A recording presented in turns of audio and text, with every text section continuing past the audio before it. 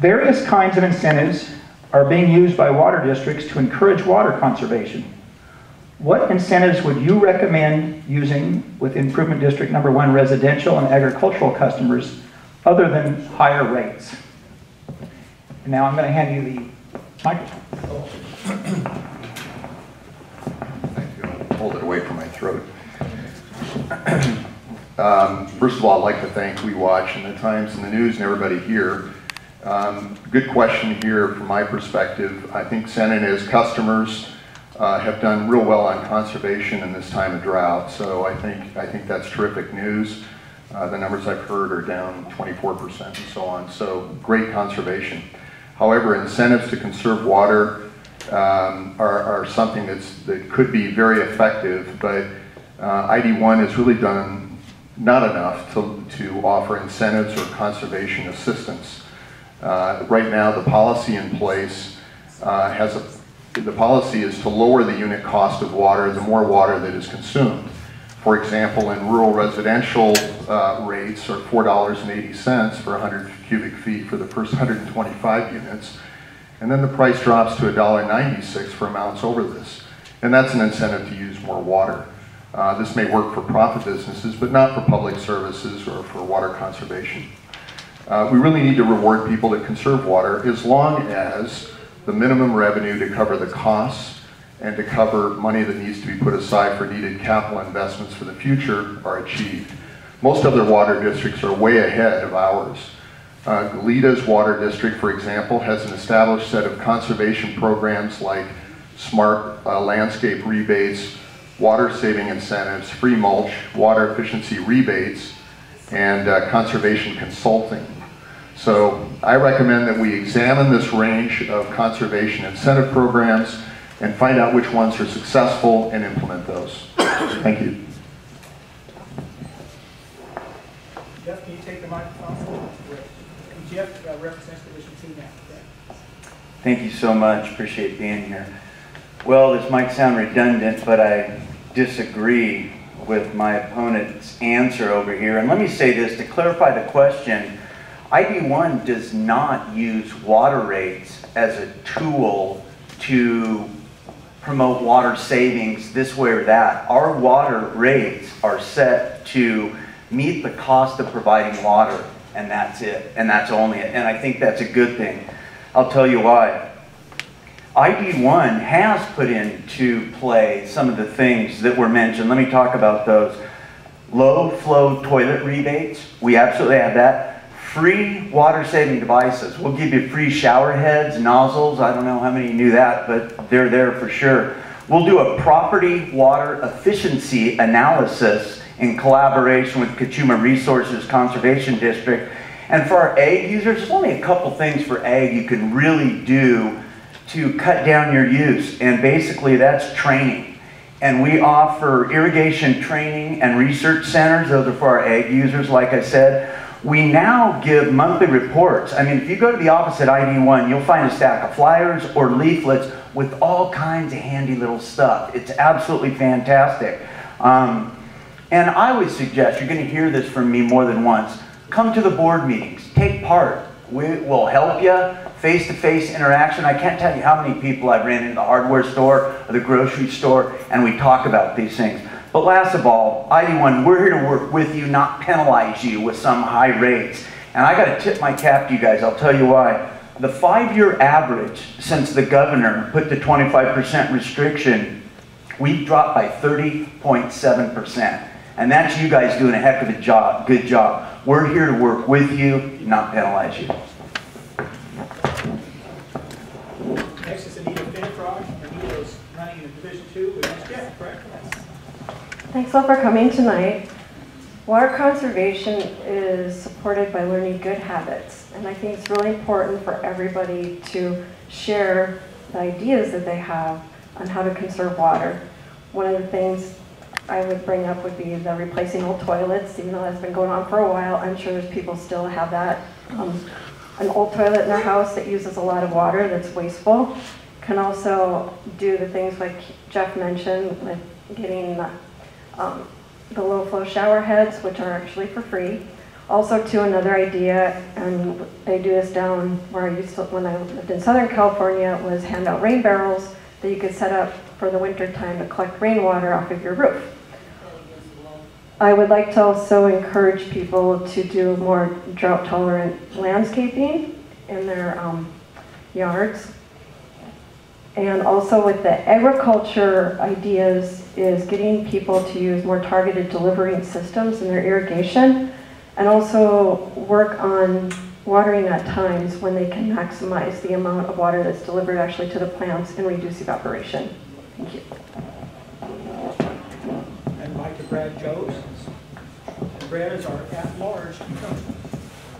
Thank you. I really appreciate you guys showing up. I wish we had this kind of turnout for our meetings, but this is good. You're here for a good purpose. Water is the lifeblood of our valley, and if we don't protect it, our valley will change. I can tell you that for certain. And later on tonight, I will discuss other points about impacts to our water. Now on to incentives. Trustee Play mentioned what we're doing, and I think it's excellent. We've got the biggest impact you can have is landscaping. 50 to 70% of your water use goes towards landscaping. So to economize your landscaping, to make it more modernized drip systems, that's the way you're going to make a huge impact. And so, yes, incentives, we have the low flow toilet and the shower heads, but also just the irrigation training and research center classes we have for our agriculture users, because that's also a large use of water. But also, we can use it for our landscaping. There's places that have cash for lawn. I think Pismo Beach uses that to reduce everyone's lawn intake. I'd like to see us just really, I think the big impact would be on landscaping. If we can really get the proper control units on those, you will see the water consumption go down. Just one other note. Let's see my notes here. Oh, it's for our industrial. I know we have pretty light industrial happening, but maybe with our wineries also we can help them recycle and reuse their water. And I think that would save quite a bit. Thank you very much. So our next speaker to the question will be Brian Schultz, who's challenging for District 3. That's correct. Thank you. I can't disagree with anything that's been said so far, other than the fact that I would say that water rates are based on more than just your consumption. At the current point in time where I live in Solvang, my last water bill for water usage was $13, but I had a $75 meter charge. So what they've done is decided that there needs to be a steady source of income rather than be dependent upon the amount of water that people use throughout the year. Obviously, we use more water during the summertime than we would during the wintertime. So those costs have been spread out across the district in a different manner. So there's a lot more to it than just the amount of water that you use. In terms of what we can do to save water, there's lots of ideas that are out there. A lot of them have been said already. But my whole thing is you need to educate, you need to advocate, and you need to reward. And rewarding doesn't necessarily mean giving people back money or anything like that. It means you can reward in other ways. I was part of another water district a couple of years ago before we moved up here. And that water district simply set goals for their customers based on prior usage, and they also gave the amount that you should be reducing by.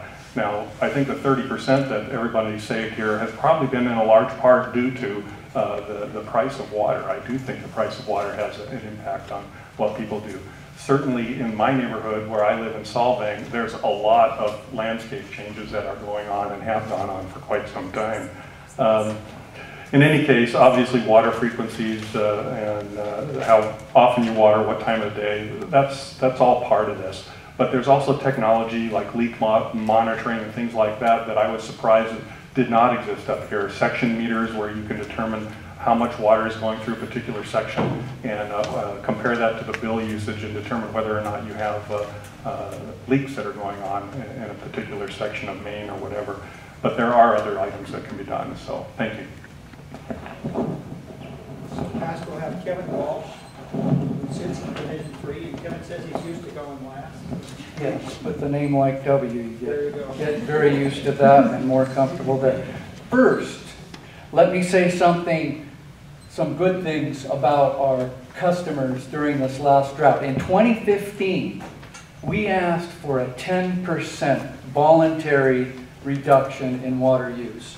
And we achieved a whopping 42%, almost half. Our people know how to conserve water when needed to conserve water, okay?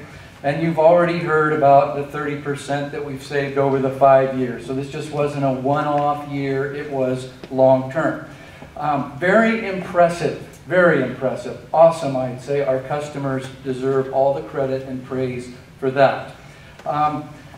For you all that live in Solvang, like Mr. Schultz here to my right, and he mentioned his Solvang water bill. Solvang is a totally independent water system. We don't send them a bill, we don't maintain their pipes, we don't operate their system or their treatment plants or anything like that. We only sell them a very small amount of water. It's an almost insignificant part of the bill for Solvang. Solvang is doing a wonderful job of water conservation, just fantastic. And if you're a Solvang resident, then you are eligible for the conservation programs that they provide.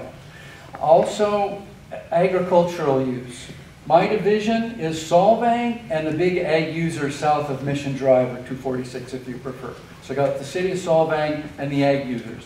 So the big ag users, they are referred to the premier irrigation efficiency agency in this county. Probably in several counties, that's the Kachuma Conservation and Kachuma Resource and Conservation District. They know about crops, they know about soils, they know about probes and monitors and water use, and some crops do better with less water and all those kind of things. So they're referred to there. I can tell you the farmers in our valley are very sophisticated because they compete in a global market, and so they have to be very careful with management of water as well as their other resources because of the high cost. Thank you. Okay, we'll go on to our second question. Excuse me. Do I gather some of these are incumbents and running for re-election? It Yes. would be nice to know who they are. Okay. Thank you. Second question is, do you think it is possible to assist with steelhead recovery in the San Ynez River? Why or why not? What are your views on ID number 1's involvement in funding projects for steelhead recovery in the San Ynez River? We'll start with Jeff Clay.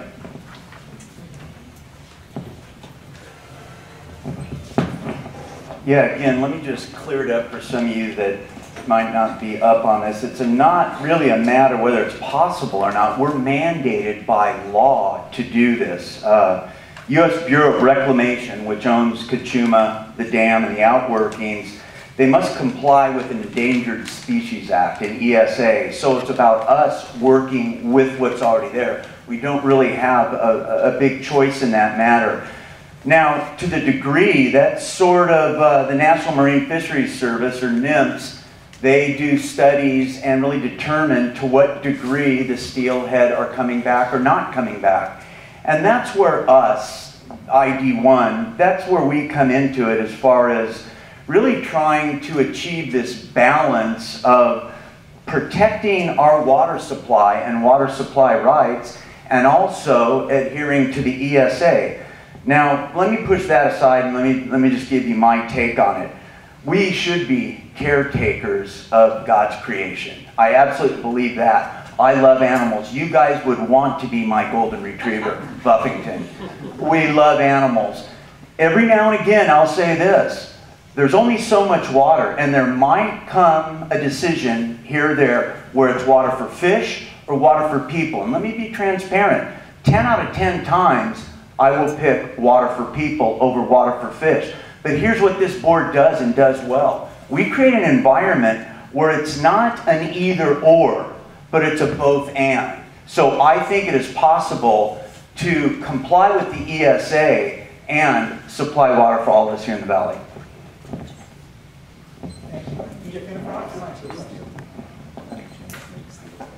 as Jeff said, that the steelhead are on the endangered species list in this. It is required by law that we do protect them and try to get them off of that list. I do know that ID1 has a release of water, or I should say the Bradbury Dam releases water on a regular basis for the Hilton Creek area, and that is being right now focused on as a place for those steelhead trout to come and spawn. And as stewards of the earth, yes, we should all be taking care of them. And as they do better, then we can look at some other options.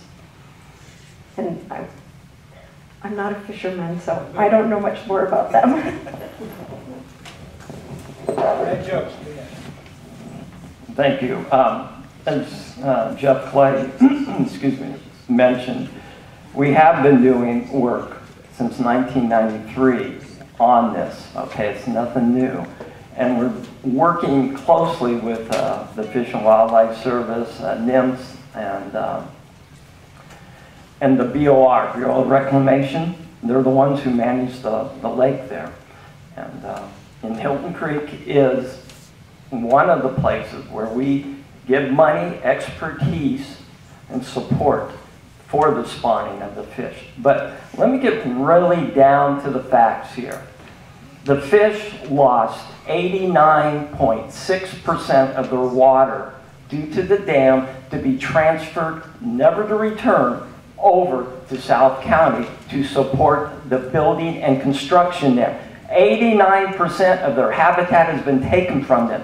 Now, if you lost 89% of your habitat, you'd have a rough time surviving.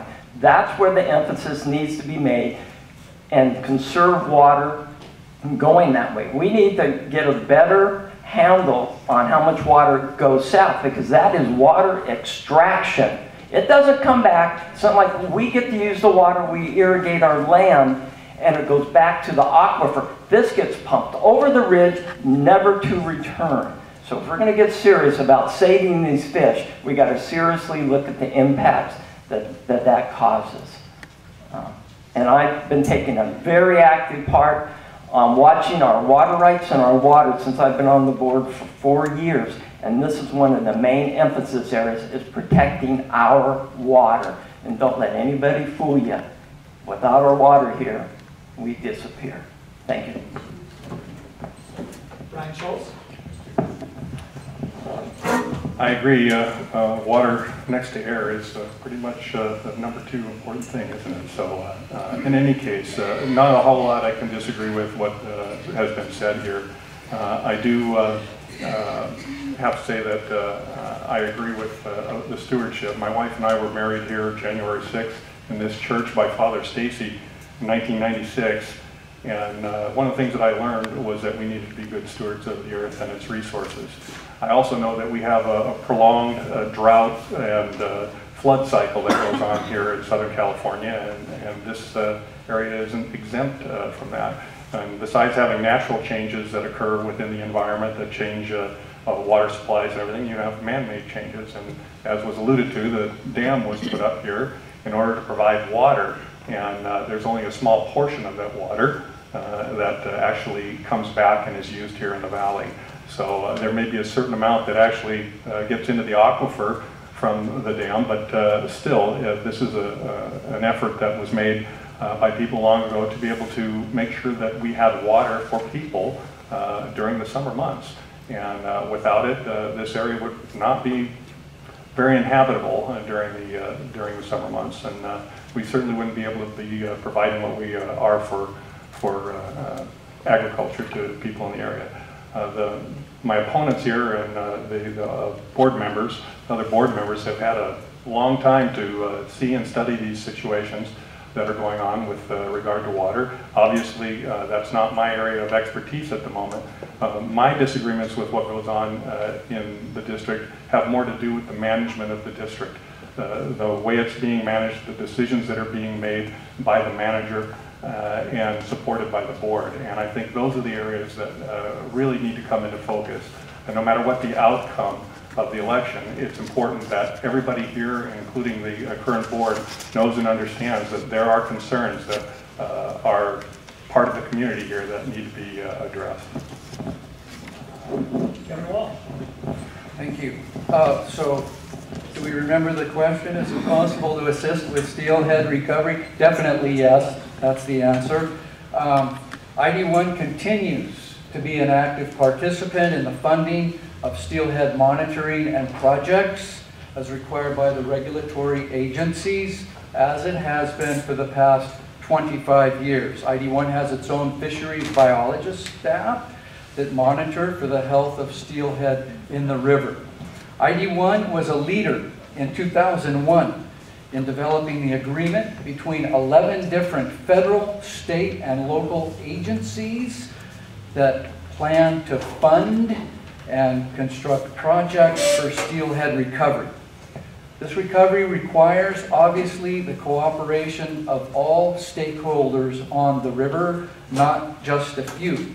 And it was the current ID1 manager, Chris Dahlstrom, and myself that were instrumental in bringing together these diverse and at times warring interests that resulted in the 2001 agreement that started the steelhead work that continues to this day.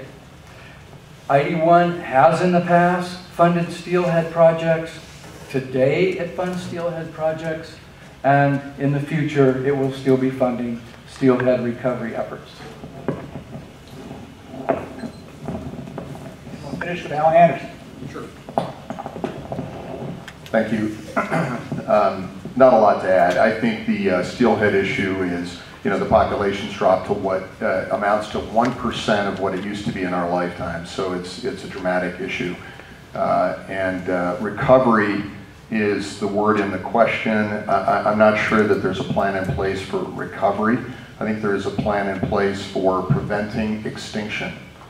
And I think every effort should be made to prevent extinction. I think providing water to our community and preventing the steelhead trout from extinction is more than doable. I think that we should expect it, and I think the board needs to drive it. There's all kinds of solutions that different biologists, different research groups have developed, papers that have been written about solutions to ranging from major capital construction projects all the way to trucking to helicopter lifts of trout up to spawning grounds and so on. A lot of solutions that need to be put in front of the board, evaluated, and funded accordingly. I cannot imagine a life where we're trying to explain to our children how we have green fields, but we've allowed the steelhead trout to go extinct. The two are not mutually exclusive at all, and I think we should make every effort to make sure it does not go extinct. We'll move on to question number 3. Many people in the Valley do not have much knowledge about ID number 1, its work and relationships to other agencies. Others have criticized customer communication and fiscal decisions. So the question is, how can, now I gotta turn the page. How can the district more effectively inform customers about its work and involve them before making decisions? And we'll start with Anita Finfrost.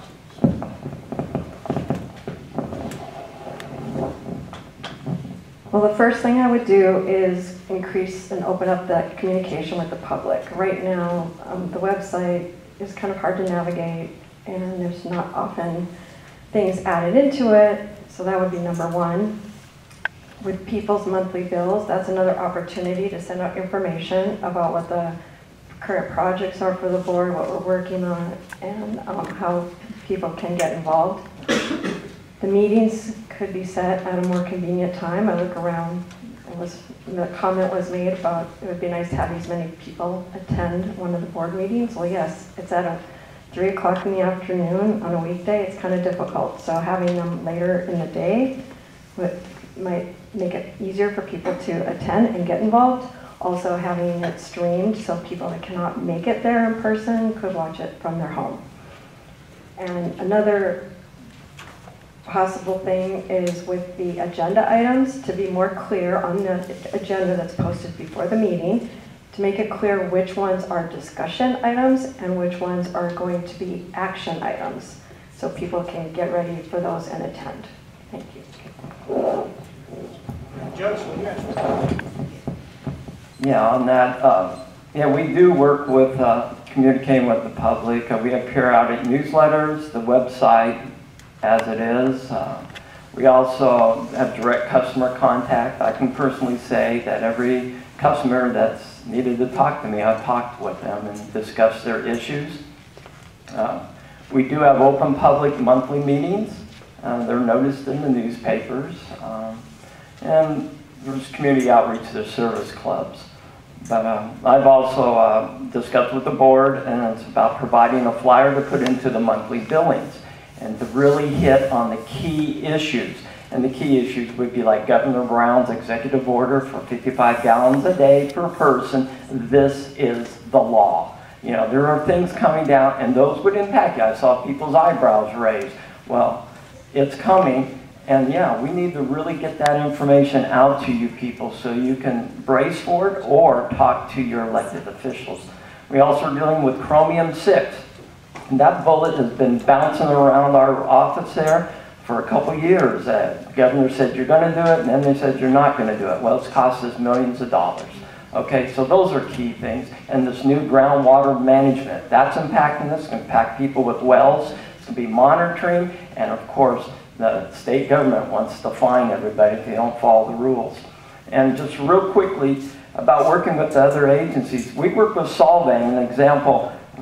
One example is there was water stored that Solvang bought, and we also bought some up at San Luis Reservoir, and they store it there. Well, our manager, Chris Dahlstrom, realized through the years, if you didn't pull that out, when North County, or Northern State got water, first water over the reservoir is our water that we bought to store there.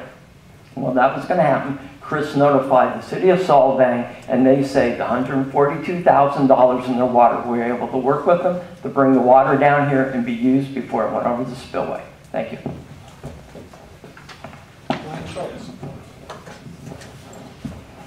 I alluded to in my last answer to the previous question, I think that my primary issue with the district has been lack of transparency.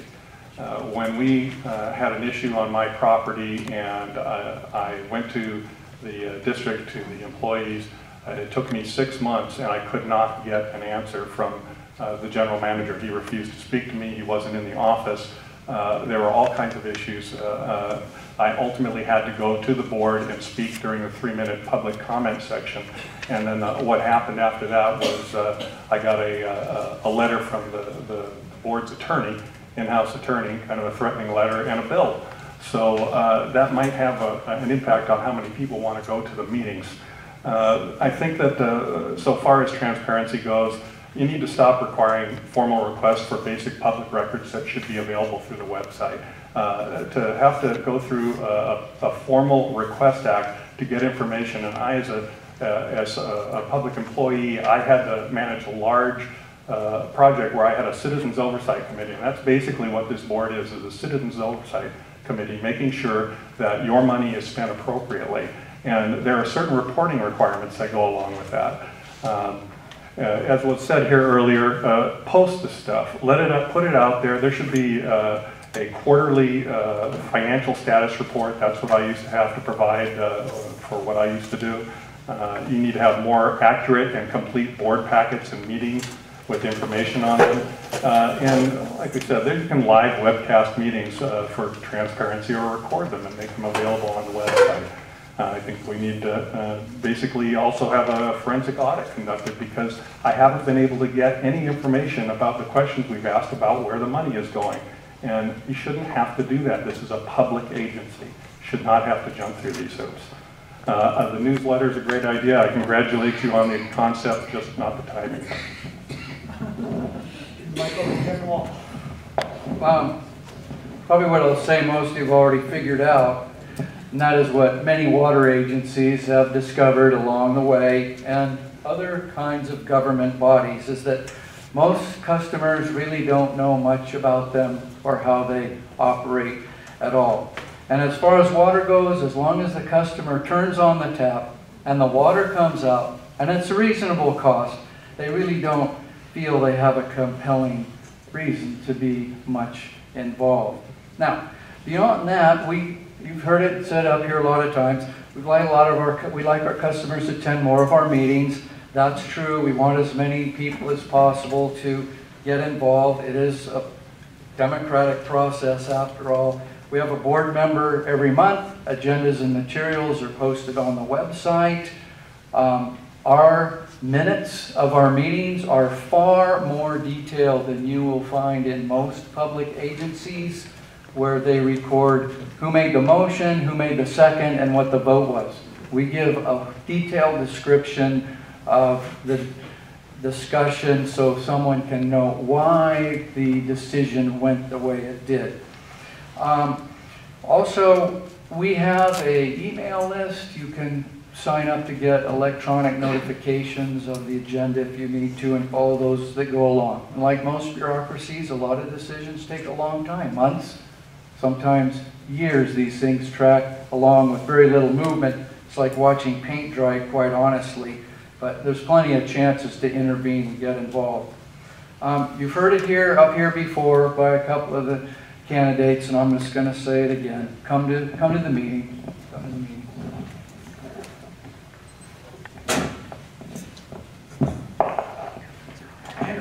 Yeah, thank you. You know, as a challenger, you know, the challengers here agree that, you know, this is one of the bigger issues. This question is really the one that I think motivates most of us to run for the board. You know, we're not happy to watch, as Kevin says, paint dry. We're not happy with watching paint dry. I think it's really disappointing how little visibility the members of our community have in the vast expenditures, namely legal costs, that ID1 uses to manage relationships with other agencies and customers. That's something that if people were aware of it, you'd be shocked. That's something that should become more transparent. The relationships with other agencies and customers, from my perspective, are really toxic. We have an awful lot of people that, after I put my name in the hat to run for the position, people have called me and complained about the lack of transparency. The board does not provide the detail. They're not friendly. They don't answer the phones. They don't elevate things to board members and so on. So transparency is really the key requirement for this change. Detailed salary and expense information, as I mentioned, should be made available. Monthly board meetings should be made available in real time, as Anita and Brian both mentioned. There's no reason in the world not to tape and have the meeting filmed for anybody who can't make the meeting. And as Anita mentioned earlier, to have a 3 o'clock in the afternoon meeting, it makes no sense. People that are working can't make those meetings. 3 o'clock is ridiculous. That should be changed right away. And finally, customer satisfaction is critical. There is no measurement of customer satisfaction that's taking place. I would hire a survey company to provide statistically significant customer sat information directly back to the board and made available on the website so everybody can see how well the water district is performing to make you happy customers. Thank you. Next is Jeff Clinton. Thank you. Yeah, I'm glad you mentioned customer satisfaction. Honestly, in this business, when you don't hear from your customers, you're doing a good job. As Kevin said, you want to go turn the tap on and have good, clean, quality water. And by the way, we're made aware of every single complaint that comes through that door, and there are relatively few. I guess what I'm hearing here, you'll hear some negative things said about our manager, the staff. We have the same number of connections and people as, let's say, Carpinteria, almost exactly. They have a staff of 27. We have a staff of 15 that does a fantastic job. I hear these people talk about dissatisfaction with this, the manager's not doing this.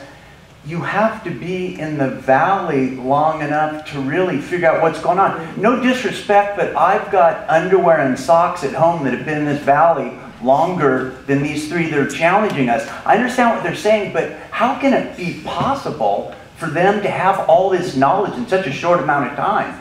I don't think it is. And I mean no disrespect, I'm just saying, come on, let's use our heads. I've been on the board for 8 years. We had board meetings at 6 at night.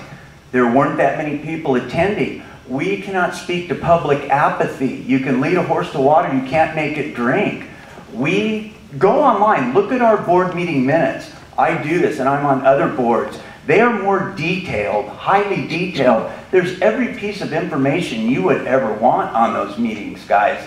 There really is. So, I don't know, I guess we just have to pay a little more attention, stay in the game, and attend a few more meetings. I think that'd be helpful.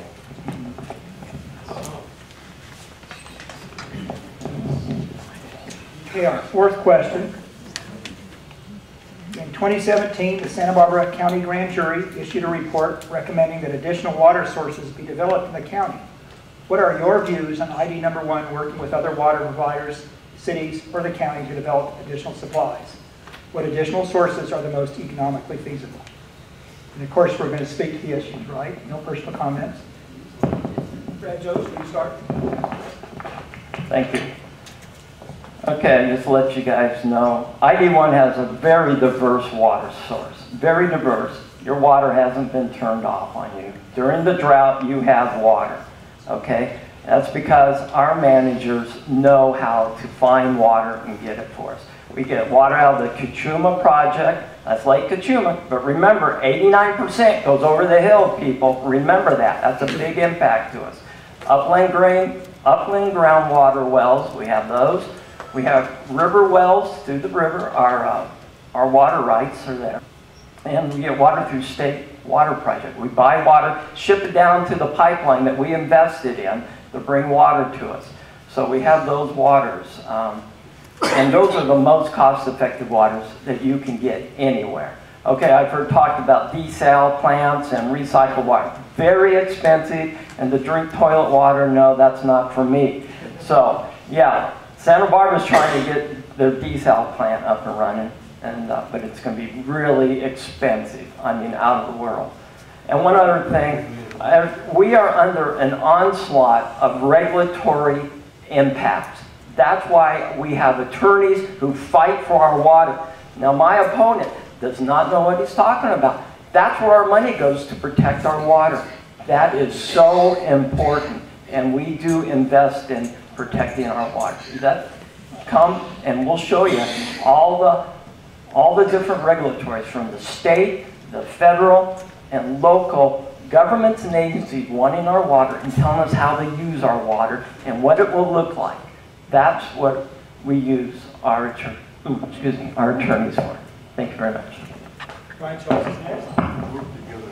Thank you. I was just hoping to find out how much we actually spend on attorney's fees. But in any case, the question is, to go back to the question, it's, I think it's much better to have a seat at the table, at the decision-making table, than to stand outside over petty disagreements. And what I've seen in some of the papers recently is the fact that the agreement with COMB and the disagreement with them, the people on the other side of this issue, who are part of COMB, are just stunned by the reputation and the manner in which this extraction took place. And if you talk to the other districts, including Goleta, the water district where my opponent used to work, they will tell you that this district is particularly difficult to work with, that ID1 is particularly difficult to work with. The parent company will tell you that. So the bottom line is the population of California has increased by 20 million people, I mean, since the last major water project was completed. With the number of condos that I see as I go down the coast, down through Goleta, Santa Barbara, Ventura, it's apparent that the demand for water in Kachuma is going to rise on the south coast. As we've said and heard here, most of the water goes there. I think that there needs to be some kind of long-range planning solutions. And if it's desal for the people down on the beach to keep them from using more of the Kachuma water, and it's more expensive for them to do that, but they have this giant source of water to do that, then so be it, that's what they will have to do. I think that increased storage capacity and replenishing the aquifer are all aspects of what needs to be done. However, there's obviously some cost limits.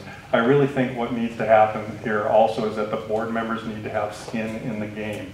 And when you live in a private water district area and you make decisions on this board that have no impact on you, that's problematic. So my whole situation is I was told I couldn't run. I own property in one district, I live in another, and yet I think you need to have skin in the game to make decisions. Okay, I'll reiterate, let's avoid personal comments and focus on the issues. Next, Kevin Walsh. Right now, the Water District is working with the cities of Solvang, Santa Maria, Guadalupe in the far north of our county, Carpinteria Water District in the far south of our county, County of Santa Barbara and Central Coast Water Authority to obtain an additional 500 acre-feet of water supply from the State Water Project and an additional 300 acre-feet for the city of Solvang. And this source is by far the least expensive of all the new water supplies that are available, far more less expensive than recycled water or desalinated water. I might mention that the easy water to get, maybe I should say the cheap easy water to get, has already been gone and gotten and arrived here. And so now we're having to look at the sources of water that were initially passed over the first time for additional supplies. The good news is that the supplemental state water that is available to us is there for the paying for, and that there would be no impact on our water rates for obtaining this additional supply.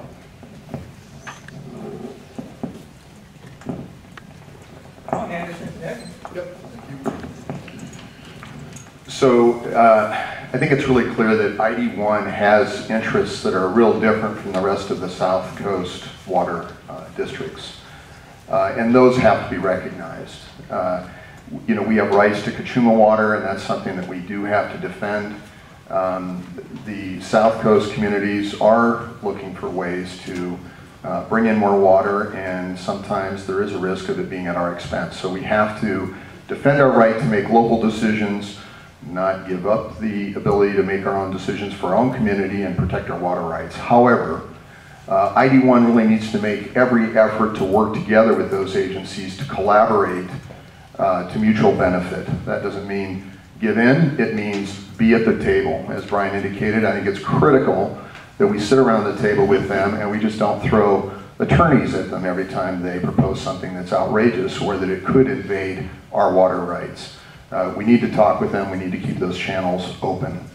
Additional supplies, I think we talked about a number of them. I think it's important to turn to conservation too and say there are other opportunities for water capture that could be explored. Certainly capture and then storage, water treatment, indirect support of desalination. I think desalination is very expensive, but there might be ways where we could trade off water rights for desalination investments in our neighbors. But at any rate, we do need to proactively make sure we're defending all of our resources. The last one is consulting and monitoring services. I think that the board and the agency could go out there, the district could go out there and be more proactive in providing consulting services and using sensors to monitor leaks, to alert people. That's a tremendous waste of water that people don't detect today. There's technology that will enable you to flag a leak immediately and maybe a text message be received identifying that leak. So there's a lot of solutions there. Thank you. Jeff Clay. Thank you. Well, again, ID1 is way ahead of the game here as far as sources of water. As Brad mentioned, we have our Kachuma water, we have our river wells, we have our upland wells, and we have our state water. What that allows us to do, and by the way, that's more than a lot of agencies have. There's certain regulatory edicts that come down, made, for instance, Chrome 6. That eliminated some of our wells. We could supplement that with maybe our river wells and some state water. We can blend water. We're in a position, no matter what happens, we will take care of you. And believe me, that just didn't happen.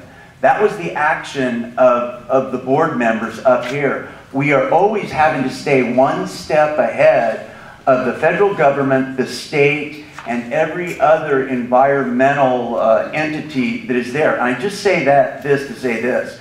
Talk about work with other agencies.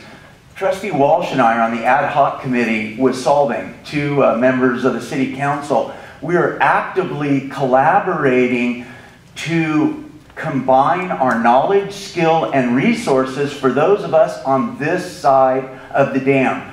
Granted, the South Coast agencies have very different agendas and needs. We need to get together on this side. I'm talking Solvang, Buellton, even Lompoc and San Ynez. This is what I'm actively pursuing. This is the future for water in the valley. And by the way, we get along wonderfully with these agencies. Again, I'm baffled how these people that have never attended a meeting with the other agency are so opinionated, but I'll let that go. Let it go.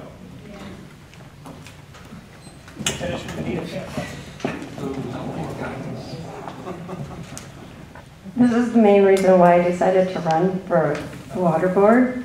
I feel we really need to be proactive and develop water sources that are drought proof. One of the easiest ways to get water that's not coming from another part of the state is to focus on water recycling. We have wastewater plants already. Upgrading them to be able to filter the water and make it into drinkable water is something that can be done. There is a cost, but the cost benefit over time is, you can't imagine how much money you would save over time rather than getting the money from Northern California. The water from Northern California is eventually going to start dwindling with the way the climate has been changing. The glaciers or the snow melt is happening faster, and that's going to affect how our water supply is brought to us. When you do recycled water, there's a couple ways to do it. The best way, I believe, would get it till it's 100% clean and get it right back into the system. You're not drinking toilet water, it's clean water. They say that the water that we drink today used to go through a dinosaur, so think about that. And then also too, you can have different stages of the water. There's clean water that's clean enough for irrigation or non-potable uses, and that's another that can easily get to those customers. Another option is to focus on stormwater capture. A lot of the water that comes down from the sky in these bursts of rain that we're having just goes straight out to the ocean. There could be small either dams or swales along the river through the creeks where we could make that water percolate and sink down into the ground and replenish the groundwater. And then the last one is desalination. Desalination plants are going up all over the place. The cost is coming down as those happen. The technology is getting better. So I think it's something to look forward in the future. Thank you. Well, I want to thank all of you for your informative answers to these tough questions. We're going to take just a few minutes while we kind of recycle our candidates. So you guys are going in the audience. Don't run off. Okay. So our first question, and we'll start with you, David Beard, okay? In fact, I'll come over here so you can have the microphone. Valley residents have criticized SYCSD for failing to be transparent, particularly in its handling of boundaries, expansion, and rate and employee salary decisions. Here's the question: how can the district more effectively inform constituents about its work and involve them before making decisions? Hello, and thank you for coming tonight. This is one of the main reasons why I am running for the CSD. My neighborhood was annexed in with very little notification. Transparency is the biggest issue with this organization right now. You ask them a question, you never get an answer. At the meetings, we were told that they were not looking into a treatment plant. We have final plans for them that they've spent the money on. Transparency is the biggest issue, and that's one of the main reasons why I've run for this organization, running for this seat. Robert, can you ask the questions? Okay, I have a little knowledge of this, a little perspective, in that they tried to annex us in the mid-1990s. So I have something to compare it to, a perspective from two sides, if you will. We got a letter from LAFCO, it's right here, that stated, "You're being annexed for sewers." That's the first notification we got. okay? This is Sandy and Ynez. We all know each other. We live within 5-10 minutes of each other if you walk. We're all neighbors. We don't see each other, talk to each other. We know each other by facial expression. It's a very informal place, and that's one of the reasons we're here. I went to the manager when I got that letter, Mr. Hodge, and I said, what's this about? Oh no, that shouldn't have gone out, that shouldn't have gone out. I'll take care of it, I'll take care of it. I never met Mr. Hodge before, and the fact of the matter is, I took him at his word. I trust everyone until you give me a reason not to. A week later, he puts out a letter stating you're not going to have to hook up. He didn't answer the question. He justified it. He tried to massage what he did. Okay? They had a meeting. At that meeting, I was the first to speak. I asked these two senior gentlemen to pull this back. You need to educate. You need to define the problem. You need to request input and get community support. I asked them to pull it back, and this is what they did. They refused to answer questions. They said, we'll answer all the questions at the end. They took out of maybe 25 questions, they answered 3 or 4. They're evasive, they're arrogant, and they have a terrible attitude when they interface with the public. That's a real moral crime in my book. Thank you. I'll reiterate, that's a personal comments, and try to keep constructive comments about these. Thank you all for coming. The board of SYCSD, after this happened, formed a public outreach committee to explore solutions to this problem. The committee's suggestions were to advertise in local newspapers, on the local radio stations, in addition to the mandated posting on the district website and the district office. The CSDA, the California Special Districts Association, has a program that was created to promote transparency in operations and governance of special districts in the public, and to show special districts and to provide special districts with an opportunity to showcase their efforts in transparency. These programs are the result of the California Government Code. We have no choice. These are things we have to do. We have to comply with the Brown Act. We have to comply with the public records request, with the disbursements or the refunds of monies for our people when they go to class. We have to have actually, we'll just leave it at that. There are a half a dozen things that we have to do to comply with the government code. We do that, and because we do comply with all the requirements set forth by the California District Association, we have actually been awarded a certificate of excellence for our transparency. I know it's, in fact, we just got it today. It was awarded to our general manager at a conference that he's been attending. Thank you.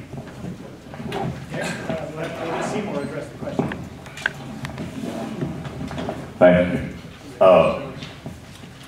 The one thing I'd like to say is that when this happened, and what they're saying is true, they did get a letter from LAFCO before our letter. And we were in the process of creating our letter. We had no communication with LAFCO, and we've said this before, we didn't know their letter was coming. So it caught us off guard. Do we annex every day, large areas? No. This is the first time that this board has ever annexed a large amount. We're usually used to one person coming and saying, hey, I'm in dire need and I need to be annexed because I need to get I'd rather be on sewers than septic system. So it kind of blindsided us but we learned from it. I realized that we needed to be, I agree, more proactive. We needed to get more information out sooner. And so, with that, I feel that we, as I said, we learned a lot from that situation, and he's right. We did, get a certificate because since then we've been more proactive. We've been more transparent. There was a committee that we also had in-house with 2 of the board members, and we've tried to follow a lot of what they've recommended. Thank you.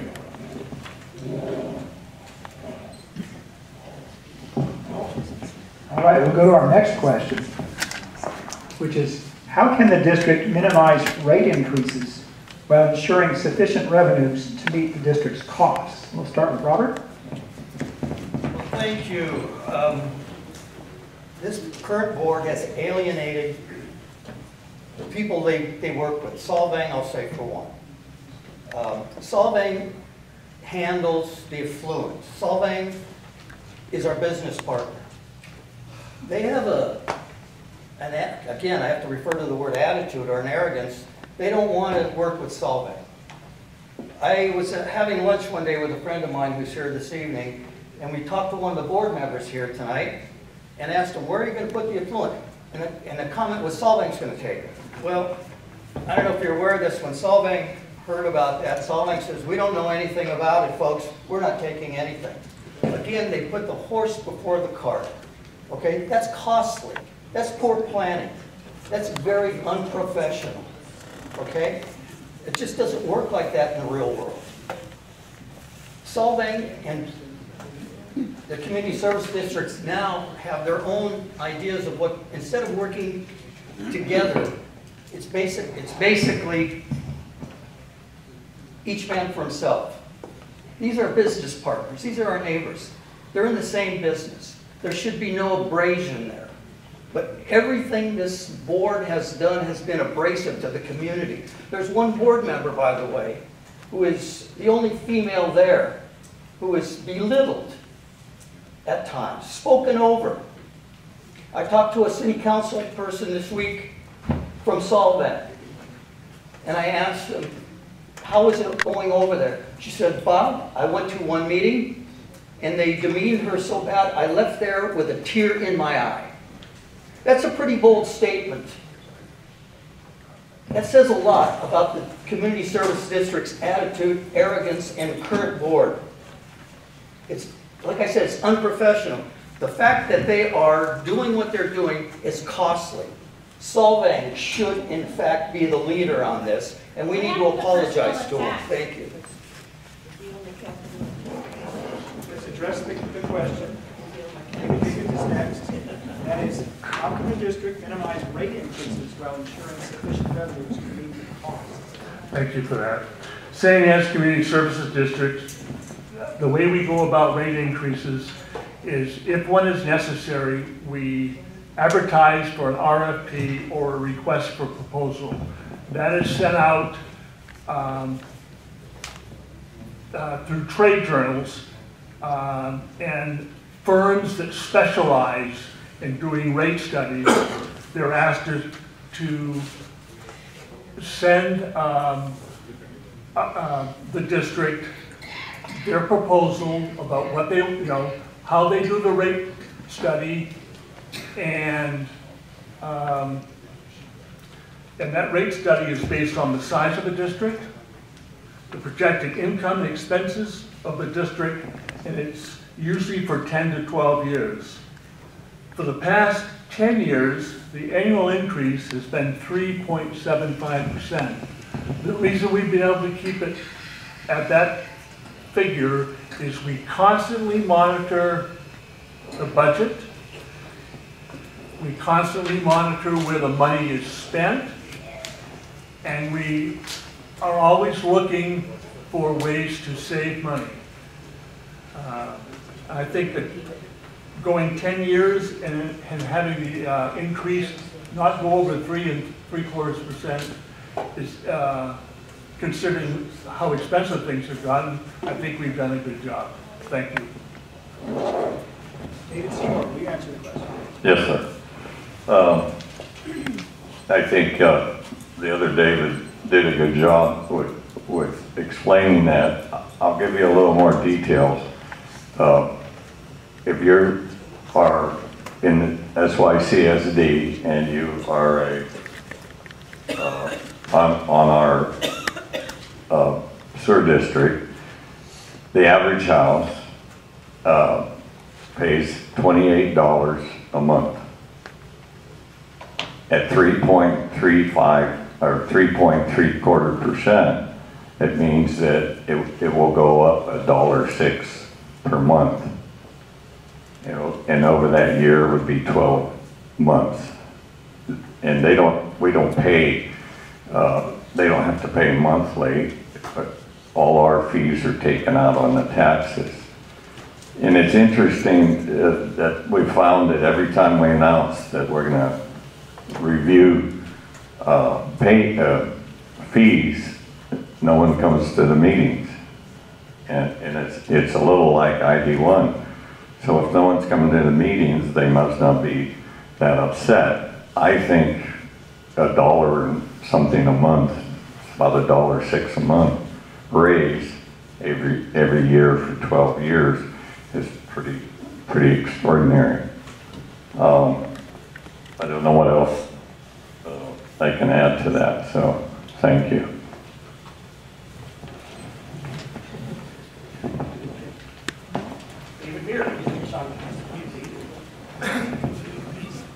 So how you would reduce costs would be still partnering with Solvang.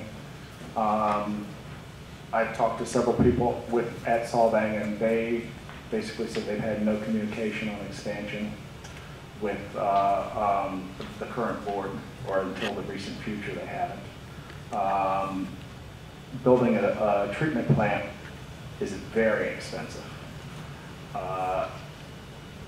30, $80 million. I believe Wasau's was $100 million to build a plant for them. I think continuing to partner with Solvang and working for them, we're already currently responsible for 20% of the capacity, and we would be responsible for 20% of their expansion also in our current contract.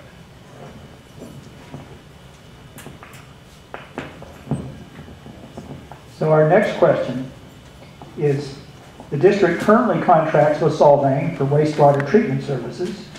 Both recently completed wastewater treatment studies. What conclusions do you draw from the two studies about wastewater treatment solutions for San Ynez area and Solvang? We'll start with David Higgins.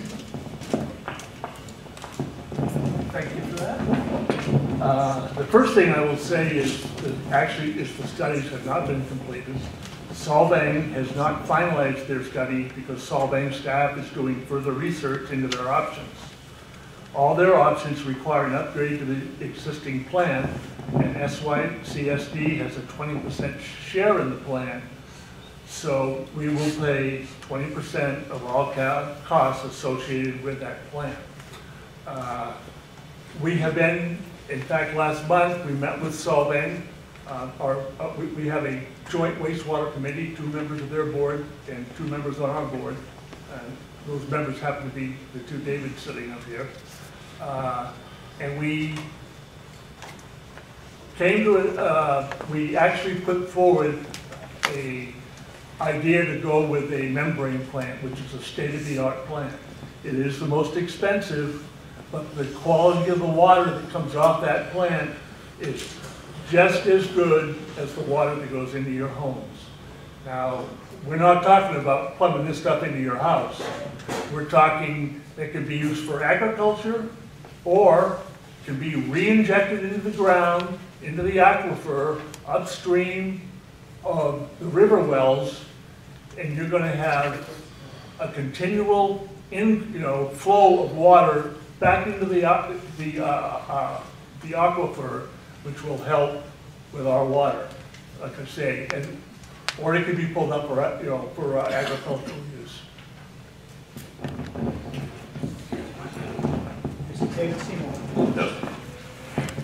I like David, I found that to be a difficult question because of what happened with Solvang.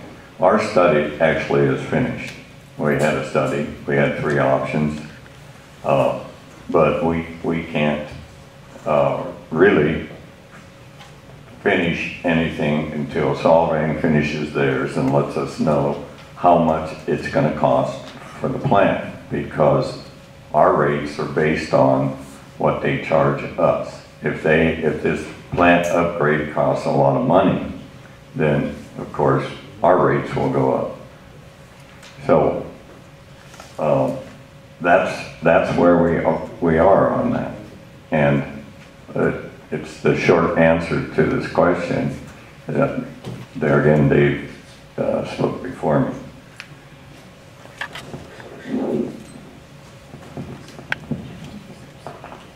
Beer.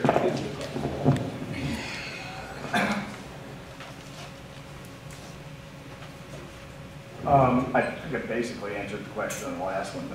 As their study, it's part of the study that they did. They spent $175,000 on the study, and they were all in, where they were planning on putting them were all in floodplains. So I believe you can't build a wastewater treatment plant in a floodplain. It doesn't make sense. I think it was a waste of $175,000 of our money to do a study and have a plan done for a wastewater treatment plant in a floodplain. That's all I have to say. Robert, Ian, will you answer the question? There should have been no 2 studies. That's spending twice as much as you have to. The interface with Solvang should have been very professional and beneficiary to both. Solvang and the district should have paid for 1 study. They should work as a team, not against each other. It's real simple. You want to build a sewer plant? If it's needed, let Solvang take the lead on it. Let us support that. And if it costs us a lot of money, it's still going to be substantially less to buy property, pay property taxes on that property. 5 to 8 years, I was told, is the permitting process for a plant as complex as a sewer plant. You have a lot of money being expended before you have any money coming in. The board should look at that, but they don't. They kind of shoot from the hip. I think we should apologize to Solvang, put it on the table, and go forward from there. They're the real pros when it comes to handling the effluent. And we are, in essence, their customers. I think it needs to change. And this changes with the attitude of the board.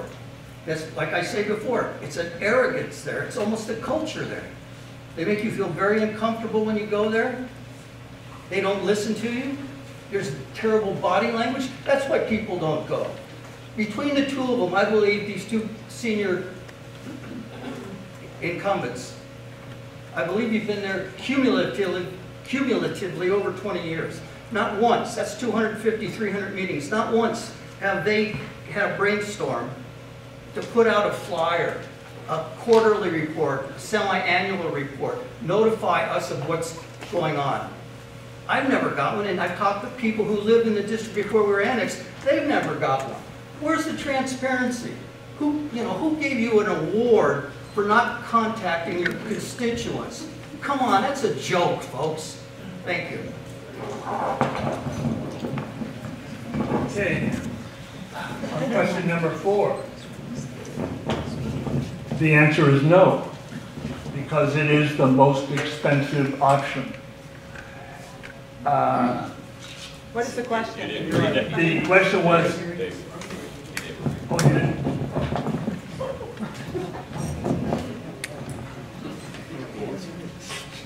What is So, our 4th question, which you've all been answering. Yeah.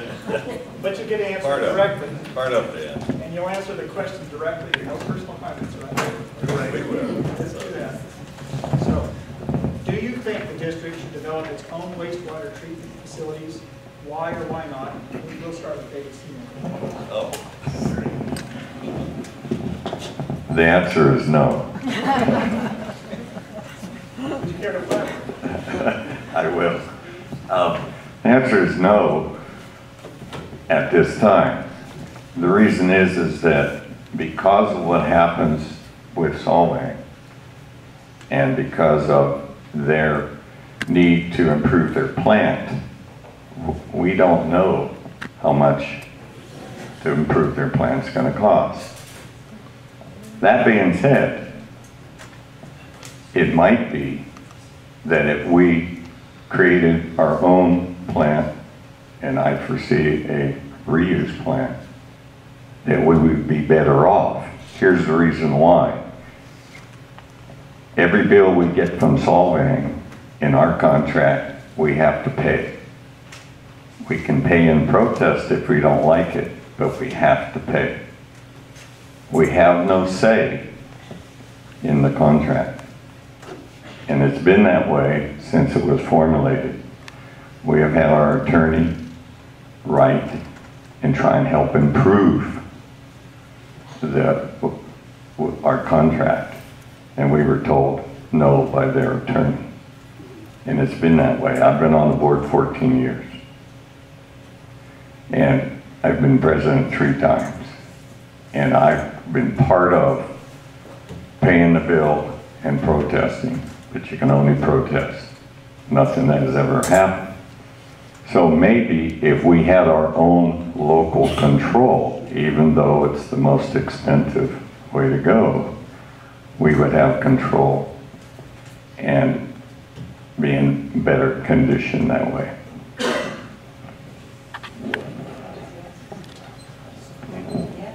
So it's a possibility. David Beard. Yes, I believe we should not do our own plant. I believe that we can do a better job working as a partnership with them and maybe renegotiate our contract during the expansion.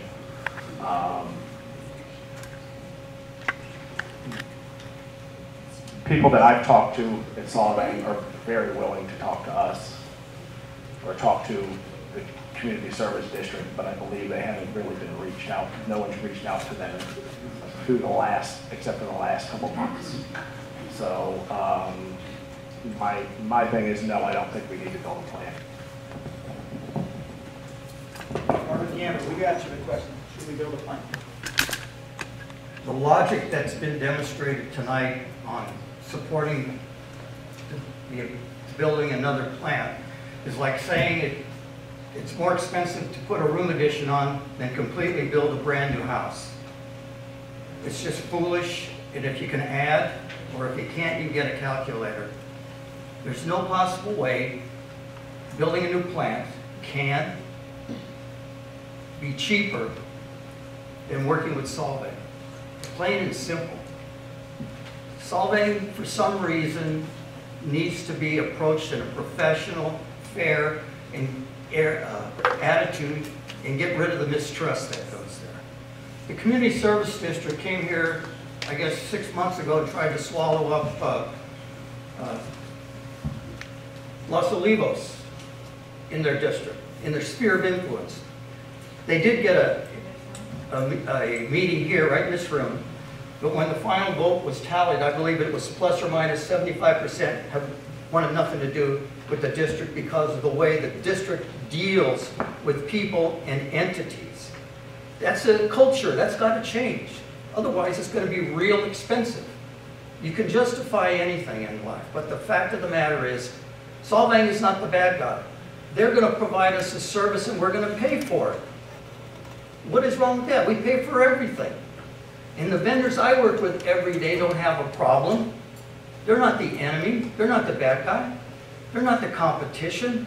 It's a big team here. That's part of being in the small community. Everybody helps everybody. That attitude is prevalent throughout the community, but it doesn't exist at the community service district. And you got to change that. Nobody that I know of has a very positive response to how the community service district is run. With that, I say thank you.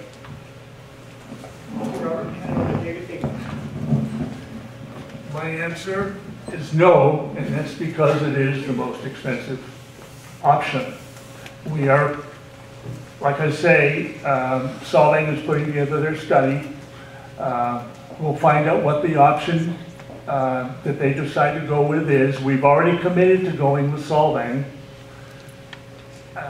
But you need to know that when Solvang runs the plant, we, the citizens of San Ynez, have absolutely no say-so in how that plant is run, maintained, or any work that's done on it. And being that, you know, we do own a 20% share in it, we will put 20% of the bill for the engineering study, for the construction, for the maintenance, for the operation. If the citizens of San Ynez, if that is okay with them, that is the way it's going to be. Like Director Seymour, David Seymour said earlier, yes, they do send us a bill every month, $18,000, and we pay it. And we have, it's nothing that can be negotiated. You give them the money.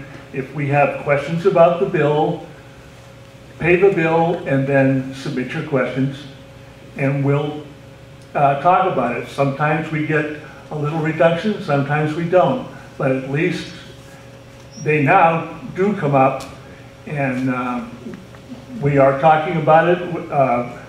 Relations over the past 3 or 4 months have gotten much better because we're all finally going in the same direction. Thank you.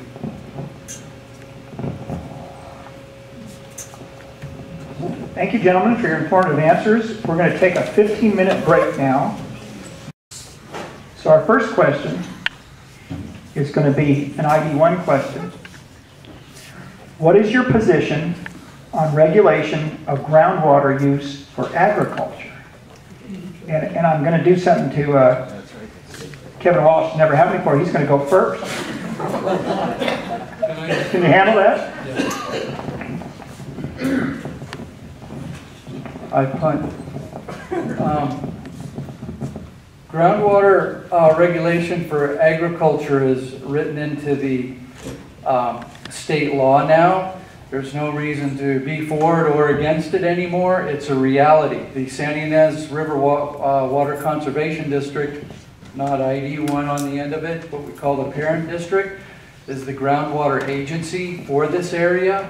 That district has decided to divide up the river into 3 sections, eastern, central, and western. We are in the eastern area. I am on the Sustainable Groundwater Agency Committee for this area. And yes, it does include ag and urban, and if there was industrial or whatever, it would include all of that. So there is going to have to be stakeholder participation by all groundwater users. There may be some de minimis for very small users that don't pump much water, but basically everyone that's in that, got a straw in that groundwater is going to have to be a part of that agency. I think we're fortunate in that our groundwater basin is not overdrafted. Or not critically overdrafted. There's a critical basin in the designation, and we're in a more moderate case. So hopefully we don't have to be dividing up an ever-decreasing slice of pie to spread between more and more users. So that's unfolding. It's brand new. There's deadlines that occur in 2020 and 2025. So this isn't something in the future that will be doing.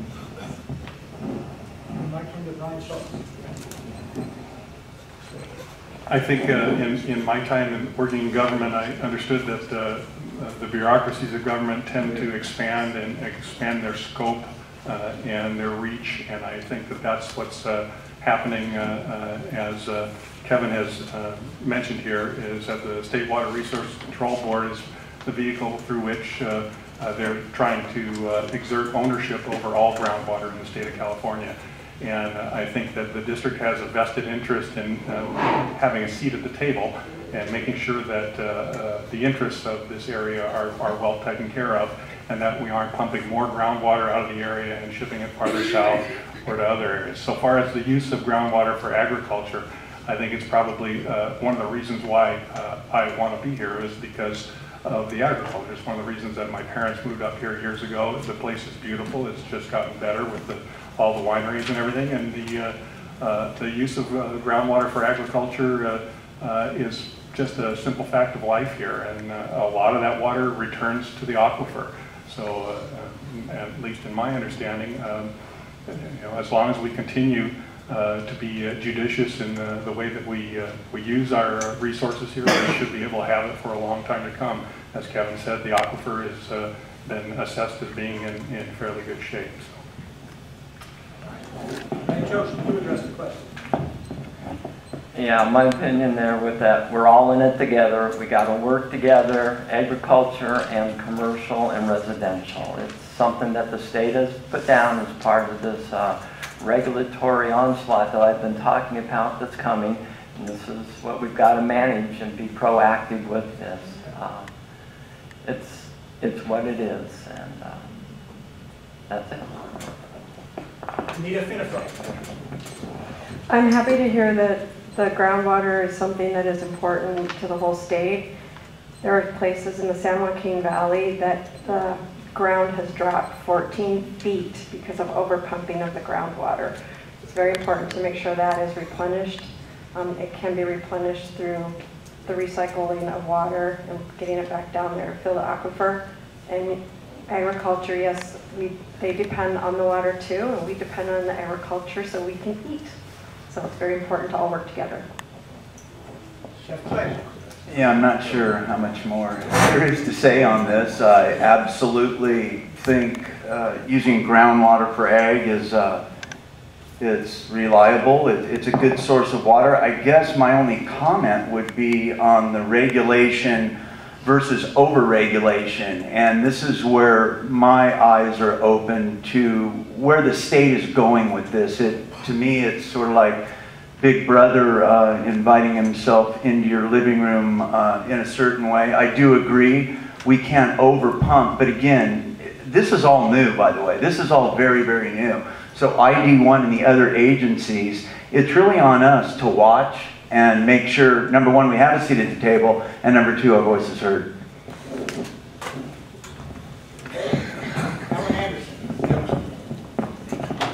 Not a lot to add here. Could I defer and get my 2 minutes later on? No, just agreeing with what everybody said. Agriculture is one of the reasons why I moved here, and it's part of the valley, and it will continue to be, and that's got to be a priority for ID1. Participation in invasions by regulatory agencies is a fact of life, and I think we need to participate, have a seat at the table, engage them head on, and defend our rights. And I think that's what the plan is, and that's what I would do too.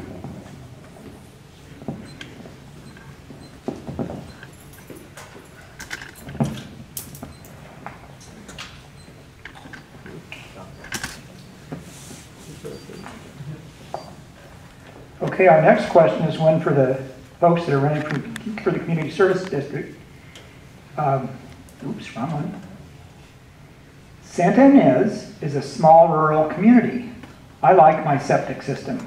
Why would you not first survey Santa Ynez Valley residents regarding their desire for a sewer system, especially when ID number 1 stated there was no problem with effluents getting into groundwater? We'll start with David Seymour and give David Beard the last word. Could you repeat the question, please? I will. Yes. Okay. Santa Ynez is a small rural community. I like my septic system. Why would you not first survey Santa Ynez Valley residents regarding their desire for a sewer system, especially when the Water District stated there was no problem with effluents getting into groundwater? That's a tough one.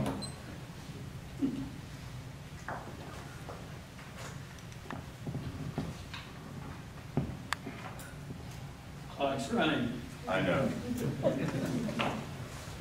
it's residents. Yes, I realize that, and I'm not, I'm probably not gonna give a good answer because it's really kind of stumped me. In the past,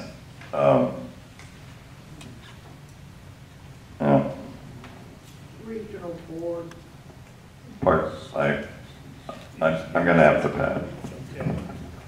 Could I have this time? Go ahead and read the question again, please. Okay, so I'm not going to read all of it. Okay, just, So why would you not first survey the San Ynez Valley residents regarding their desire for a sewer system? good enough, thank you. In the mid 1970s, the area along Calzada Street in San Ynez was experiencing failed septic systems, and effluent was in the creek. At that time, the county of Santa Barbara put a building moratorium on the town side of San Ynez, and the only way to get that lifted was to put in a sewer system. That system went into effect in 1978. I can tell you now, here in 2018, there is still a half a dozen residents within the town site of San Ynez who have a fully functioning septic system and are not on sewer, nor have they ever been asked to go on sewer. All the sewer district provides is an option to you, a service to you. If you have a problem with your septic system, if it fails, at least there's a pipe in the ground in front of your property that you can hook to. No one from our district is ever going to tell you that you have to hook up to it. If you've been told that, that is not true. The only agency in the county that can make you go on sewer is County Environmental Health. And they do it strictly to protect groundwater because that's where we get our drinking from. Thank you. Robert DeAmber, let me answer your question.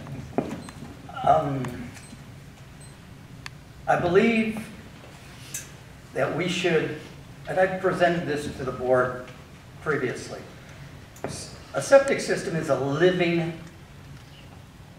thing all on its own. It creates enzymes, it breaks down solids, and there's a whole living process that goes with a functioning septic system. People come up here from Los Angeles, throw things from eggshells, cigarette butts, sanitary napkins, all kinds of things that don't belong in there, expecting it to be functional. And pretty soon it gets sick and it rejects that. I suggested early on that we educate the community. Real simple, a little flyer that shows that you're interested in what's going on in the community, that you're considering their well-being, they're getting an education, and it makes you look good because you're providing a service for them. They say, boy, I got a letter from the community services. This is neat to know. And of course, you don't have to listen to it, you don't want to. But it's an outreach that should have been done a long time ago. I suggested it and it was just water under the bridge. It's nice to have the option. Yeah, I concur with that. I don't think anyone would argue that. But some of the ways that it's been approached to build a baseball stadium before we find out we had a baseball team to play there. There's been no survey recently. And again, it just adds on to a simple situation becoming more and more complex. And it needn't be that way. It needs some new leadership, some new guidance. It needs some sunshine in there is what it needs. And right now we don't have that. It's the same old song being played over and over again. Thank you. Beer. I think basically the question was, why wouldn't you? Well, they didn't. They don't go to the community and ask them what they want or what they need. They tell you, and that's wrong. When we were annexed in, we asked them, before we were annexed in, we asked them, to stop, take a step back, talk to the community. They absolutely refused. They would not do a thing to answer our questions. They said it was, our nitrates were high. I live in Skyline Park. Our nitrates have actually dropped. I'm on the water board there. I help manage the water system. Our nitrates in our neighborhood dropped in the last 2 years. And we were annexed in under the auspices that our nitrates were going up. So, you know, I think they need 100% transparency to this community.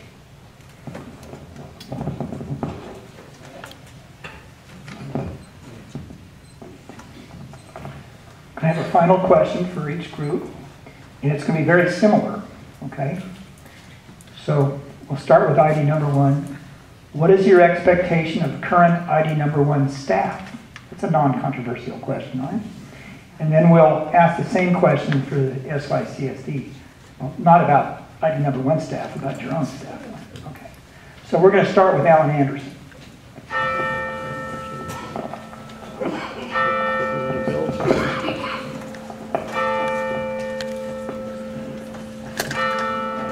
So with I let the bell toll first. I don't think there's any hidden meaning. Clock's not starting, is it? Boom, the bell.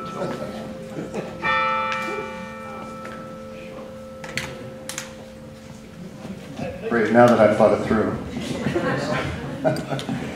So the question is the staff. What comment on the current staff, and what would I do? What is your expectation of the current? Expectation.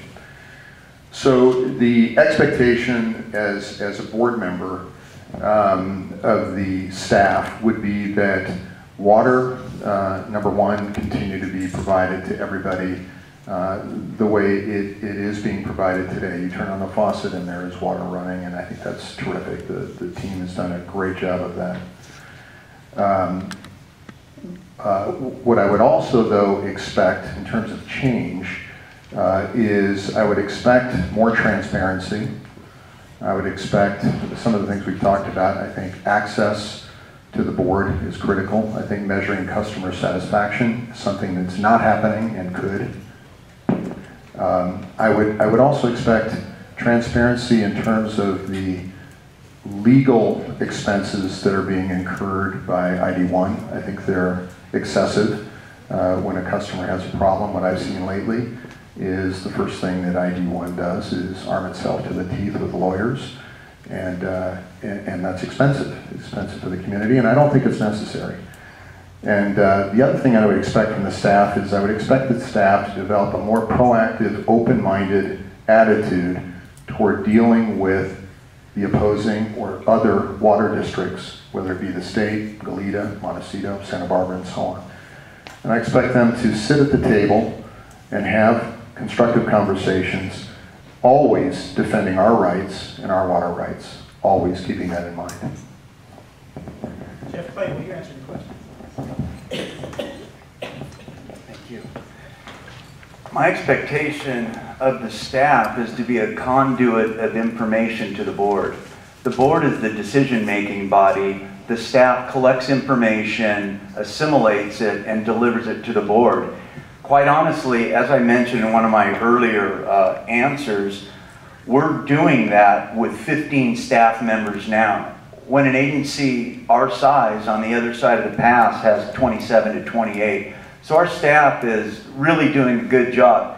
Now, am I saying carte blanche, there's not room for improvement? Certainly there is. And I think Mr. Anderson had a couple good comments we talked about, but honestly, our staff is performing extremely well. As a board member, and this is 8 years of experience, I have never been in a situation where I've been lacking one piece of information to make a critical decision.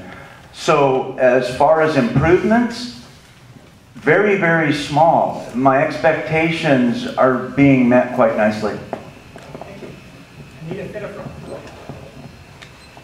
In regard to the staff, I'd like to see more open customer service, proactive, engagement with the public, and also more transparency, as we spoke about earlier, regarding the website and the availability of some of the records and agenda minutes from the meetings. That's it.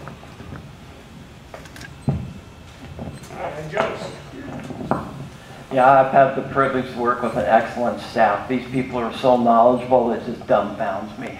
Water is complex, and it's legal issues that drives it. I came in super naive to this board. It is all about legal, keeping our water rights, and that's why you keep hearing me harp on that. We got Harlan right there. He was here before I think Dust was here. He knows everything. He's just a world of knowledge. His son was raised here. He's on the board. He's excellent. He brings that local knowledge. Kevin, oh my gosh, we are so blessed to have Kevin Walsh on the board. He worked for GLEDA. He knows the ins and outs. He knows why they're coming to get our water. He keeps us super informed. So for the staff, they're doing excellent. I want them to be courteous. I want them to be respectful to the customers, be accountable to the customers.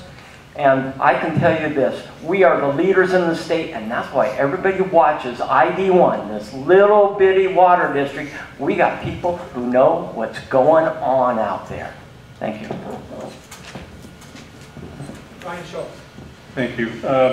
My expectation of staff is primarily customer service excellence, and I think there's a lot of room to improve in that area. It's nothing about the staff in and of themselves. It's about the policies that they're forced to follow and policies that were implemented just recently.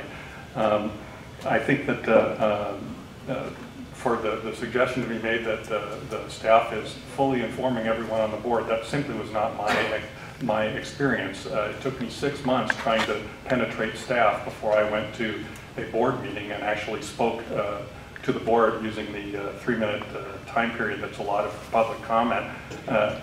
That's not a good process. If you are a customer and you aren't able to penetrate up to the general manager level because you haven't had any satisfaction down below, and you have to go to the board and the board hasn't even been advised about what's going on, that's a problem.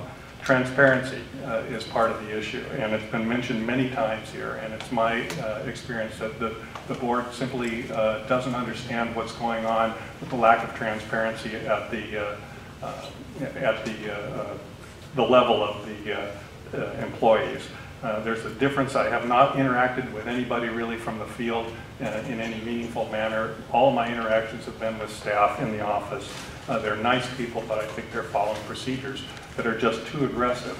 And when you talk about that, I spoke to or read some comments from one woman who talked about the billing process. And she talked about how the agency acts like a very aggressive collection agency, and that she had to put down the wrong amount on a bill, on a check that she submitted. And she's $14 short, and she got a shut-off notice for $1.44 that she owed from a prior bill. This is not the kind of communication and staff excellence that I would expect. So it's just not okay. So that's the way staff should be functioning, and the board should be overseeing those policies to make sure that those types of things do not happen. Close on this question, Kevin Walsh. Wow. Ladies, and 4 of you are here tonight. I didn't ask you to come. I don't think Jeff asked you to come. Brad, you didn't ask them to come. You're on your own. Some of them are single women with children. You deserve an apology, and I'm giving it to you now. You ladies are awesome. I have the experience of many, many years in public agencies since age 17. Most of those in the PERS, the same retirement system you are. I know what staff does. I know what you ladies do. I know what you put up with. You shouldn't have had to come here and be upbraided for the fantastic, excellent job you're doing. I have managed these kind of women and men in the field, and I hope you report this back because I know we got a family going there between all of us. And I hope you report back to the men because I feel the same way about them. You are the best I have ever worked with. And I have worked with some good people. half of Goleta is still there. Go down and ask what they think of their staff. They think they're wonderful. You guys have got it all over them, hands down. I'm really upset these comments were made tonight about you personally, and were attacks on you, and I totally disagree, and I think the three of you that are challengers owe these four women personal apologies. Thank you. David Beard. When I clap at the end of this, as you all do, it will be for these four women. David, it's going to be the same question. What are your expectations for staff for the community service? My expectation of the staff of the community service district is that the board is the ruling body and the staff should follow. Also, I don't have a problem with the way the staff, other than the manager, has run the organization. From what I've seen, they do a good job, other than the manager actually not answering questions. You go in there and you ask a question, and he either won't speak to you, or he says, I'll get back to you, and never gets back to you. You send an email, you never get a response back from the manager. I think most of that comes from the board, the current board not directing him to answer the questions, or to not, basically they're hiding something is the way they're acting, is the way I feel. And that's one reason why I'm running for this to have a board spot on this organization. Robert Gambry, what are your expectations of the current community service district staff? I would incentivize the troops down in the trenches, if you will. You're only as good, any business, any entity is only as good as the employees who make it or break it. The people who are out there every day doing the hard work are the ones who really know how the system operates. They can make you or break you. They can see things that need to be changed, or they can look the other way. But if you incentivize them, you make them proud to be a partner and not an employee, and you offer them those incentives, they're going to look a little harder, they're going to work a little harder, they're going to contribute a little more because they're part of the family, if you will. And if you offer them financial incentive, well, that's great, because if they're doing something that can save you thousands of dollars on a small task and future, savings, I have no problem with offering them a reward, incentivize them. That saves the community district money. It makes the employees want to be a little more contributory in their efforts and what they see. Everybody wins there.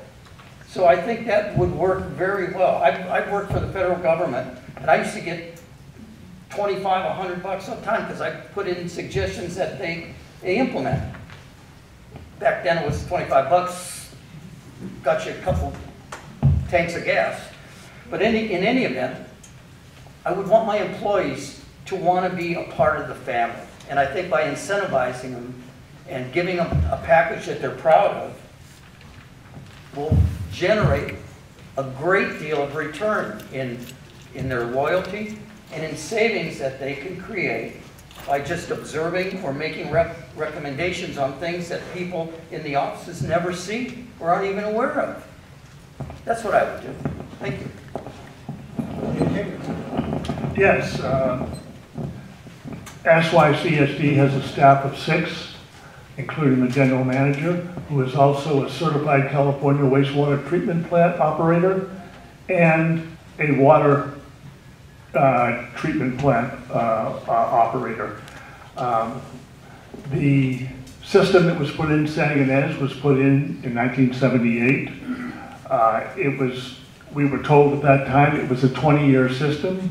We are now over 40. And you can thank your staff at the sewer district, the guys that are in the field. They are on top of it all the time. Maintenance is a very big thing. As soon as a problem is found out about, it's addressed immediately. The lines are kept clean. They TV the lines. They work very hard. As far as their pay goes, that has to be done through it's actually a survey that's done of like-size sewer districts. And by that I mean population served, miles of pipe in the ground, the economics of the area. They do a survey of areas like that, and they come up with a medium cost, and that is what their salaries are based on. It's been my experience that all the employees are happy with their job, they like their job. We provide them education, the chance to improve themselves, to get certificates, to raise themselves to from a journeyman to a assistant wastewater treatment operator, and that's what's going on. We've been doing well. Thank you.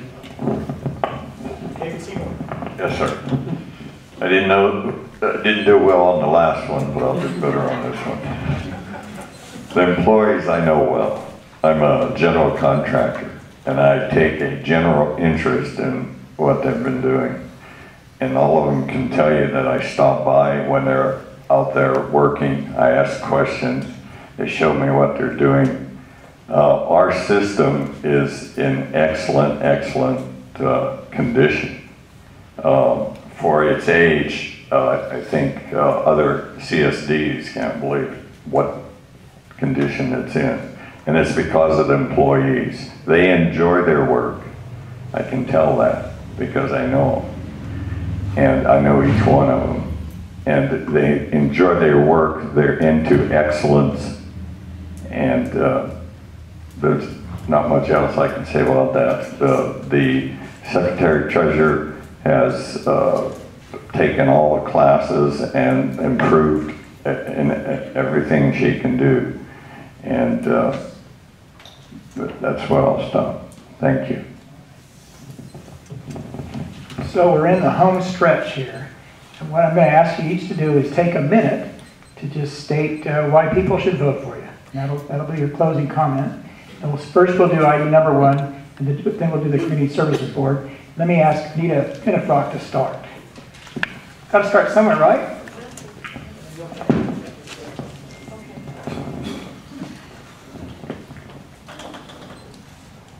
Why do I want to be on this board? Water is life. It's very important for all of us. We all need to work together with our neighbors, our neighboring cities, and with everybody in the state of California to make sure everybody has clean, drinkable water and that we have a continual source of water. Thank you. Yeah, I've lived in this valley for 30 years, been a homeowner for 30 years, raised a family of 3 in this valley. This is not just a board position for me. I am dedicated to this valley. I'm a ratepayer in Solvang as well as ID1. I hope, what I'm really hoping is the public can see the difference here. You've heard the quality of answers to the questions. I'll just say this, my knowledge of water, my skill are superior, and I don't mean that in a degrading way. You can see for yourself. I am the superior candidate for Division 2 of Solvang.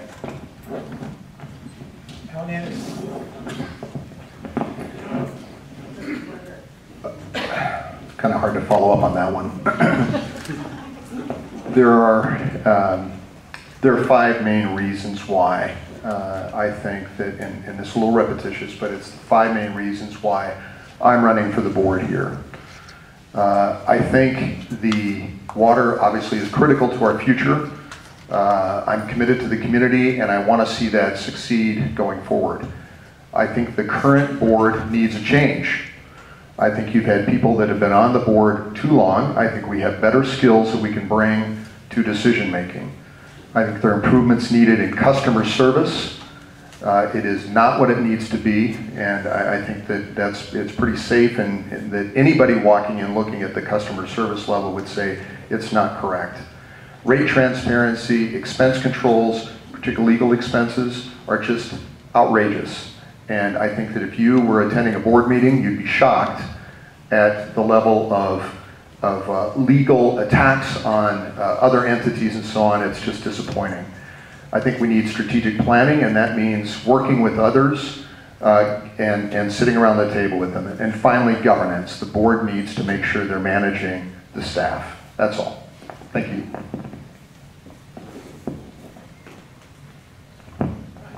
Kevin Walsh.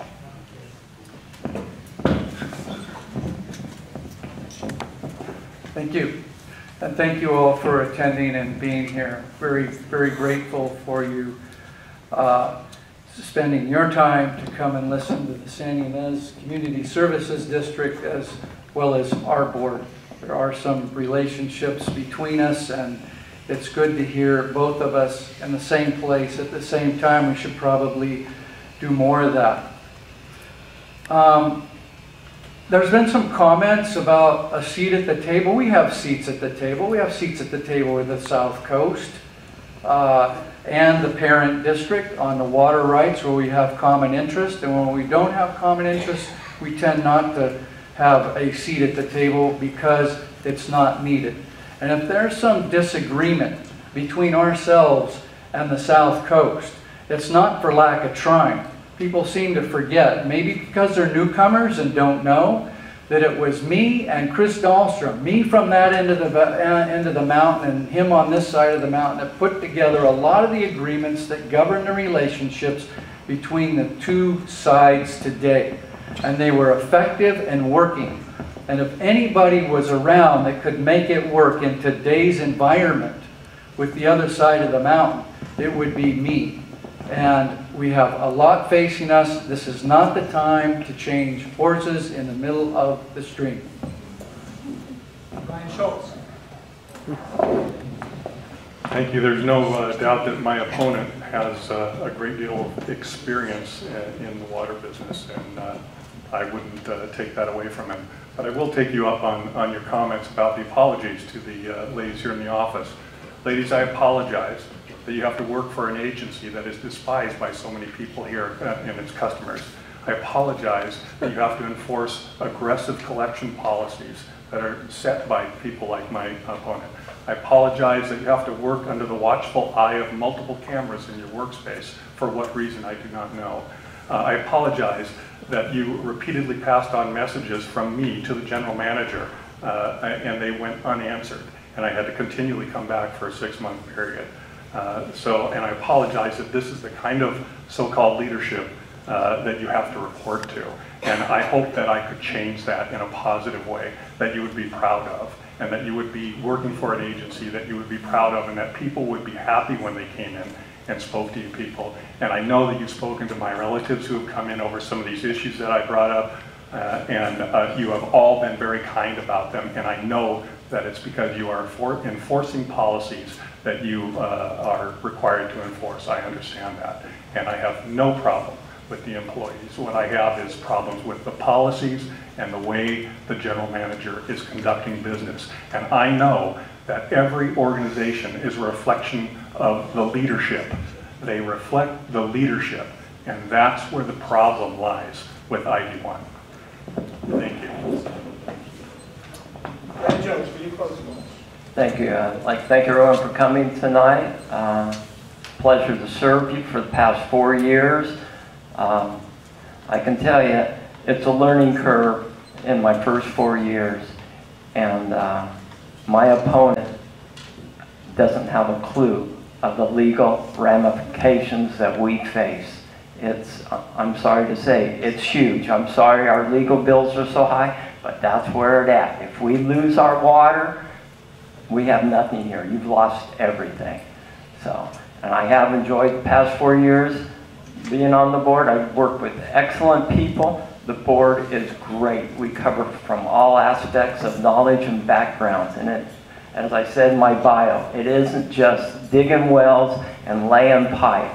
It's a lot more, and it's specifically the legal issues. I'm sorry to say, I came on the board, that was my Don Quixote moment. I was going to cut all of the legal bills. Well, when I learned, oh my gosh, it's just a wall that you hit, and it's California. What they say, 90% of the lawyers in the world are in the United States, and it keeps bundling down California, as most of them. Okay, it's illegal. That's what it's about here. So, and I'll say for Kevin Walsh, without him, we would be sunk. He knows everything, and he knows how to deal with all these other agencies. I can't even count them on two hands, and they all are different. It's very complex. We got a great board. Thank you. Now we'll move on to Phoenix Services District. And Robert, will you start? Why you should vote for me? I will bring a change in attitude, an openness, a warmth, and a lot of energy, fresh energy, new ideas. Not the same old rubber stamp that's been going on for 15, 20 years now. At some point in time, we hit our pinnacles. I hope I haven't hit mine yet, but in any event, I think the board needs to change to be fresh, to be energized, to be open, and to be respected by the community. It's something that doesn't exist, and that's really painful because it's a service district, and we're not providing the service, which doesn't cost anybody anything except a receptive attitude and a positive attitude. That doesn't exist there from what I've observed and documented and investigated. It's truly time for a change.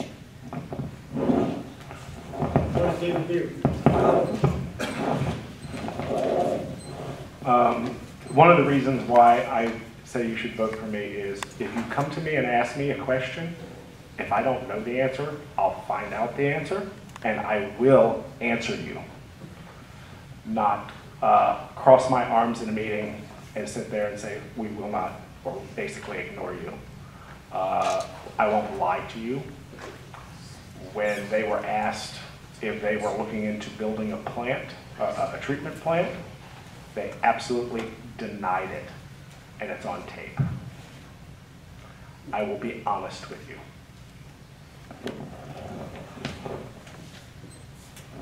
David Seymour.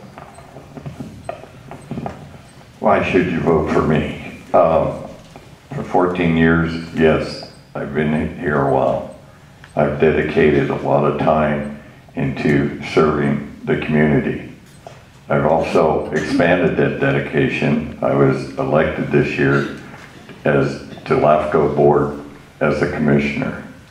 And I really sought that because I didn't like the disconnect between LAFCO and any of the CSDs, and there was no one in the valley that was a part of that board. So I ran and I won, and so there again, I put more energy to understanding and bringing a new era to this valley. I love the valley, and I hope that you vote for me. Thank you. David Higgins. Yes, I've been on the board for 21 years. Prior to that, I was with the Santa Barbara County Fire Department. I have a total of 36 years in the fire service, and like I say, 21 years on the San Ynez Community Services District Board. And getting a sewer line put underneath Highway 246 that we can begin. In fact, we have begun that process, seeking an engineering study to find out what it's going to cost. As far as outreach to the public, in the late 2000s, we put out a paper called the Waste Paper. It was on a green piece of paper. It outlined the things we were doing in this district. It talked about ways you could save on your sewer bill, going to low-flow toilets. But we found out by doing a survey that it was ending up in the waste paper basket. Nobody was really paying much attention to it. Did I go over? Oh, that's right. First time I had to use the bell tonight. Why don't you wind up with the count of 10? I apologize. You've been here a long time. The one thing I do want to say in the quick 10 seconds, I have been on the board since '97. This is the first time we've had people run.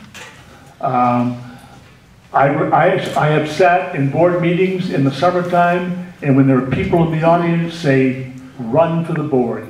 We need people on the board. Nobody ever ran. When I signed up for this election, there was only two people, there was only two names on the list, myself and David Seymour. I'm asking for your vote. I will continue to work towards saving you money every way we can.